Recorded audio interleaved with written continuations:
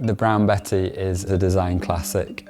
It is one of the most recognisable shapes in British ceramics. It is so embedded in our culture, but there is very little formal history on the object, and I think that is because it is such a marginalised, vernacular, everyday object. It sort of disappears into the background. So part of this project was really to reappraise its worth, to reposition its commercial and its cultural value.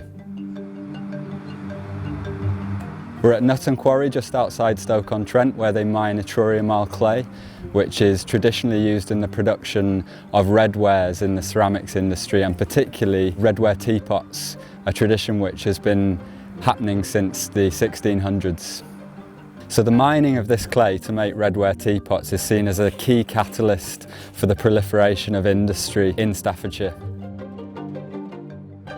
In the late 1600s, two Dutch brothers, the Ellers brothers, moved to Staffordshire. They were one of the first to refine the red clay, yttrium marl, to make redware teapots in imitation of Chinese wares that were being imported by the East India Company into the UK. So it's really a global story, the genesis of this object. The clay that we use today is the same as what we used hundreds of years ago, and that I think put Stoke-on-Trent on the map. I think that was really the birth of the potteries. When we get the clay in from the quarry, we mix this clay with water to break it down into a liquid slip. After that process, then we will sieve any impurities that are in the clay, such as gravel or sand, before it goes on to the filter press to give us the cakes of clay that then go into the pug mill to be pugged into blocks of clay and then to be sold on.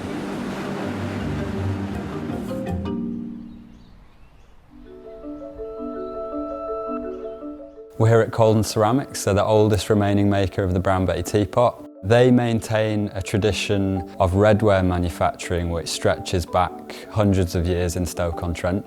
And it's amazing to be in a place that still maintains that tradition. We employ 8 people in the manufacture of the teapots. From start to finish, it takes us about 2 days, from casting to firing to glazing to finished inspection.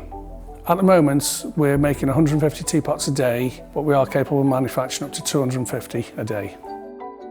Through looking at the archives in Staffordshire Library and the Pottery Museums and Art Gallery, I discovered, this rich history of multiple makers working with this object. The term Brown Betty, or the term Rockingham teapot, describes a typology of object rather than a brand.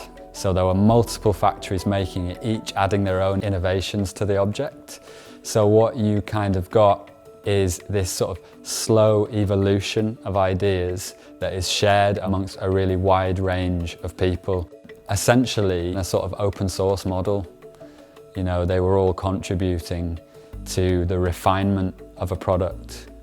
Through buying original vintage teapots online, we discovered many more features that didn't appear to be within Colden's existing product. So we decided to re-engineer the object and reintroduce some of those patents and details.